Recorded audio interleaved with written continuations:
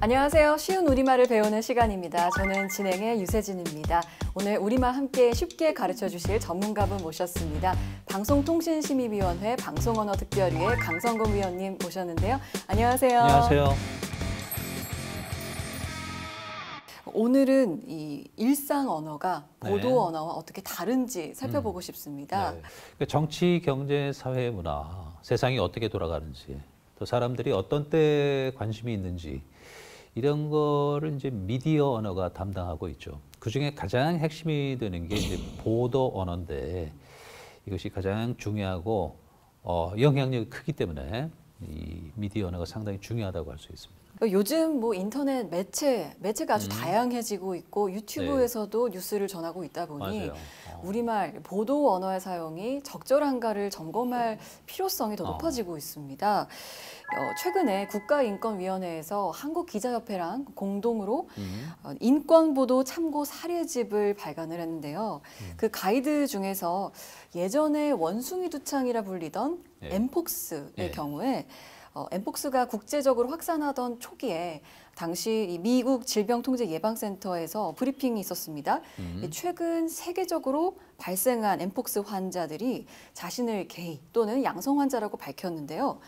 이걸 동성 간의 성접촉이 있었기 때문에 확산했다라고 보도를 해서 논란이 됐던 적이 있어요. 그 보도를 봤는데요, 제가.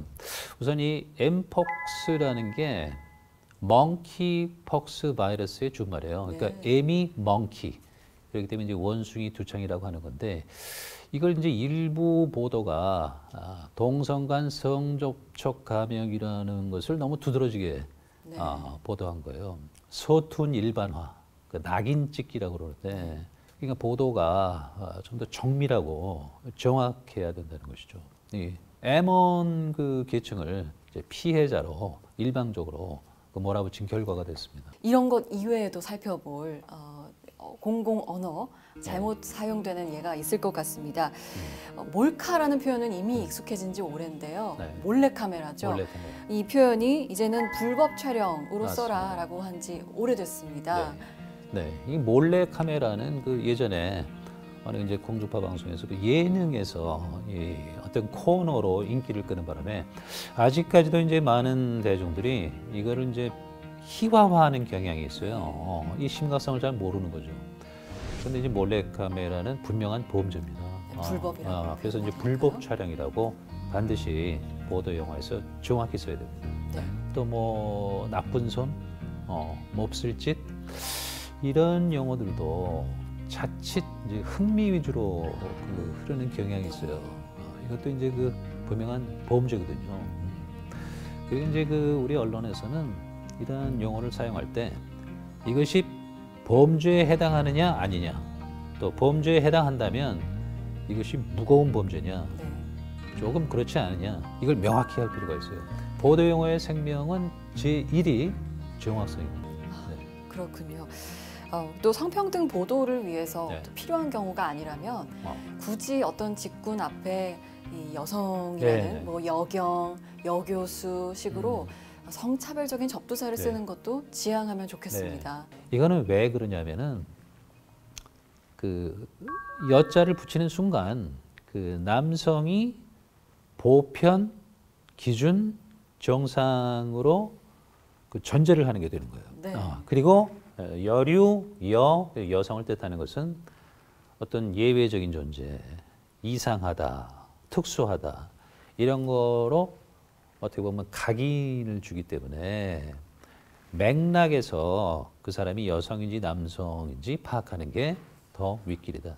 이런 정신에서 비롯된 겁니다. 그러니까 여장부, 여걸, 여전사 이런 것도 피해야 돼요. 그리고 이제 가장 안 좋은 게 처녀림, 처녀작 이런 용어를 이제는 쓰면 안 되죠. 왜냐하면 이게 여성을 어떤 정조, 순결이라는 관념 안에 가두기 때문에 이런 용어는 지양해야 되겠습니다. 그렇다면 같은 맥락에서 여성을 지칭할 때 그녀보다는 그로 표현하는 것이 더 맞을까요? 네, 그게 요즘 그 시대적 흐름이죠. 이 그녀, she를 그녀로 한 건 원래 일본식이에요. 그렇군요. 그동안은 이제 그와의 이제 그 차별성 때문에 그녀를 많이 썼는데 이제는 좀 그로 통일하자. 이것도 이제 글로벌 트렌드에 맞는 거죠. 그리고 또 이주민 보도와 관련해서도 예.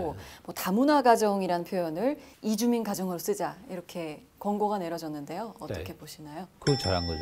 이제 다문화 가정 그러면 동남아시아 국적의 국제 결혼 가정으로 의미가 축소됐어요. 네. 그러니까 이제는 범용할 수 있는 용어인 이주민 가정으로 쓰는 게 좋겠다. 이건 아주 잘한 결정이라고 봅니다. 네. 네. 요즘 어린이를 뒤에 붙이는 경우가 상당히 많아요. 네, 맞아요. 뭐 줄이니, 요리니, 불이니, 또 심지어 뭐 잼민이라는 표현도 들어봤는데 이런 표현은 어떻게 봐야 할까요? 저 이거 상당히 불만이에요. 네. 어린이라는 말은 원래 어린아이를 대접해서 부르는 말이에요. 그러니까 방정환 선생님이 젊은이, 늙은이는 있는데 어린이는 없다. 네. 어린이는 성인의 축소판이 아니다. 인격체다. 이렇게 생각하신 거예요. 그런데 어린과 이를 합한 거잖아요.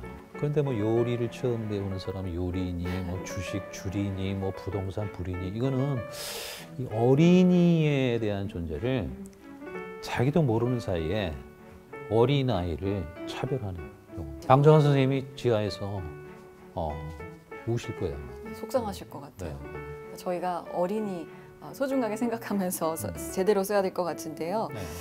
잼민이 같은 경우는 어떠세요? 이 잼민이가 무개념 초등학생을 이른다고 하는데 잼민이 저 들어봤거든요.